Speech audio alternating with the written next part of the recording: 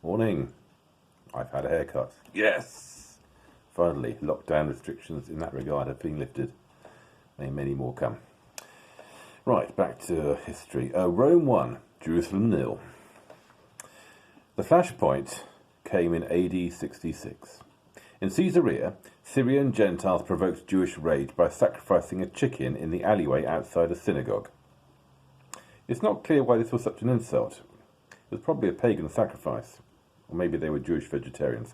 Anyway, it's probable that for the first time in history, a chicken has led to a mass uprising.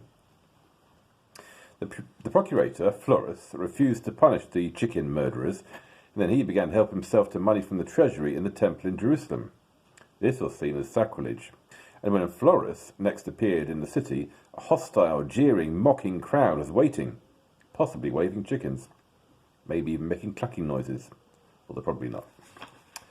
Florus let loose his troops, and thousands of people were butchered. The city exploded into violence. The Roman garrison was routed, the rebels took control of Jerusalem, and the Sadducean aristocracy were massacred. Judea was in revolt. In response, Nero sent one of his best generals, Vespasian, with 60,000 troops to regain the province.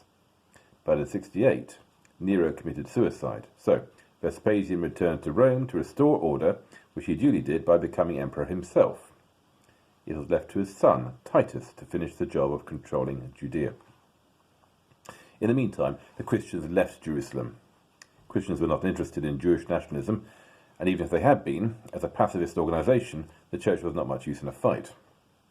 According to early tradition, the Christians went to a town called Pella, in the upper Jordan Valley, although this may have been a later invention by the 1st century equivalent of the Pella Tourist Board, where they were led by Jesus' cousin, Simeon.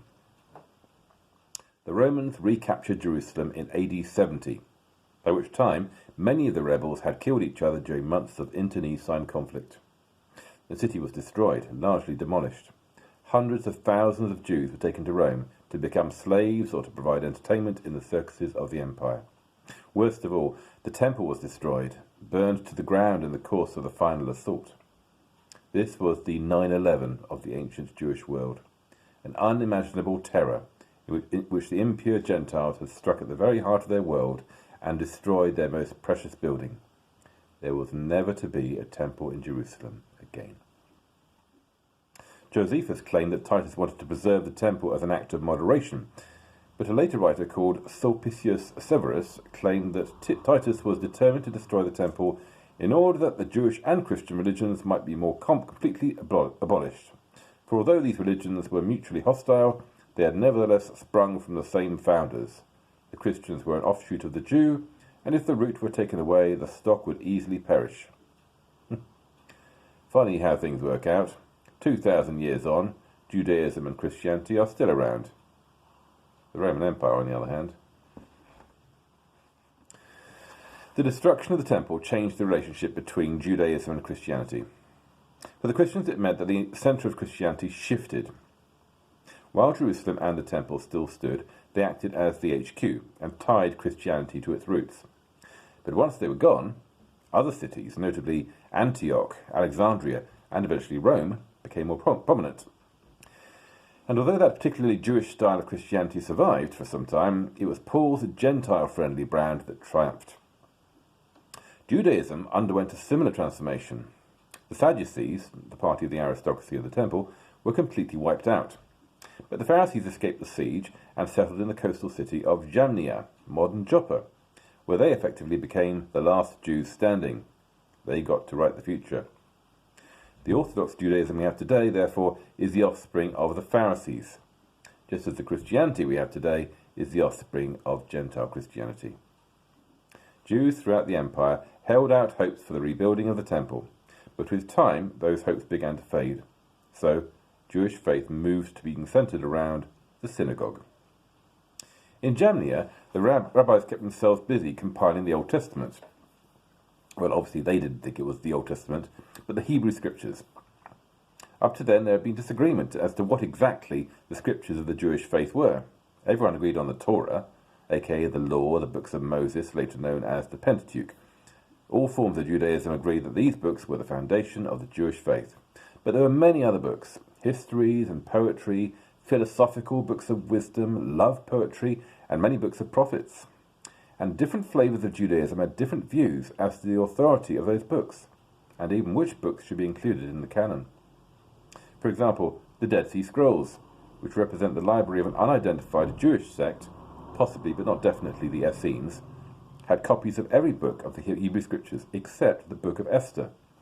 Clearly they did not think that Esther was proper scripture. In fact, it was not until Jamnia, around AD 90, that the Hebrew Scriptures were absolutely defined. Meanwhile, the antagonism between the two faiths increased. Some Christians began to express the thought that the destruction was a punishment on the Jews for their rejection of Jesus as the Messiah.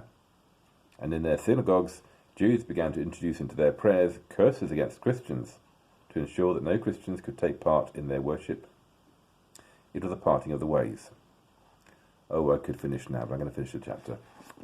So, Apocalypse Now.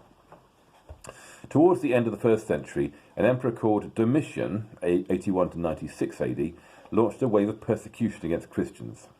Domitian, the son of Vespasian and brother of Titus, was big on the whole emperor worship thing, and in the fine tradition of Roman emperors, as mad as a bag of monkeys. One of those caught up in the persecution was a church leader in Asia Minor called John. He was sent to the island of Patmos, probably as a punishment. The Bible never explicitly explains why John was on Patmos, but later tradition assumes that he was sent there as a form of punishment by the authorities in Ephesus. There is also a question as to the date. Most scholars go for the reign of Domitian, but it could have been earlier. There on Patmos, one Sunday morning, he had a vision of Jesus that he captured in a strange book known as Revelation. The final book of the New Testament is a work of apocalyptic literature. Apocalyptic does not mean end of the world, despite its slang use, but revelation. Apocalyptic literature shows you the bigger picture of what's going on. It's the religious equivalent of conspiracy theory. The truth is out there. This book, with its outlandish imagery and cosmic struggles, was to exert a huge influence over the church in the subsequent centuries. Today, the internet is full of websites claiming to have cracked the code of Revelation and to have worked out the timetable of the end of the world. But the message of Revelation is much more about its time than we would recognize today. Revelation is in fact mostly a picture of the mighty Roman Empire, TM, in all its brutality. It describes Rome as Babylon, a Jewish shorthand for tyranny and destruction, harping back to the Babylonians who destroyed Jerusalem in the 6th century BC.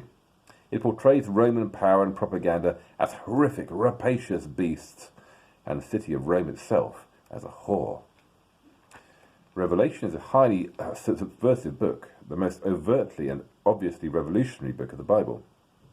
John saw from his rocky outcrop in the Aegean Sea that the Emperor of the world and the Prince of Peace could never really mix.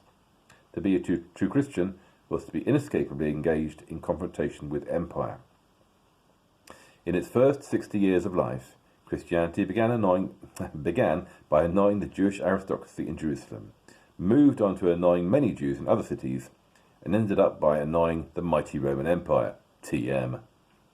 Prince of Peace, are you having a laugh? And that was the end of the first chapter, believe it or not, after all these episodes. Resurrection, Rome and Revelation. Chapter 2 tomorrow. Bye.